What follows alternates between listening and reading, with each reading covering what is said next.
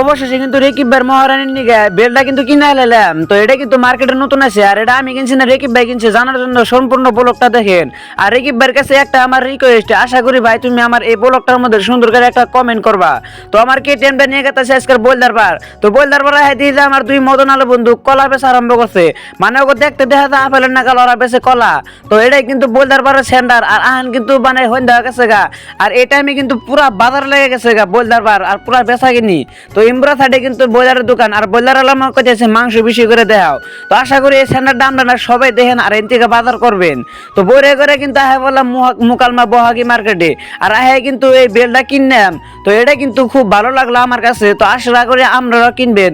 তো এটা আমি কতটা কিনছি আমি কিন্তু কম না। তো আশা করি আপনারা কমেন্ট বক্সে কমেন্ট করবেন। তো আহান কিন্তু বাইতে দাম গার, এটাই কিন্তু বহাগি মার্কেটের গলি। তো আশা করি আপনারা ভালো থাকবেন, সুস্থ থাকবেন। বাই।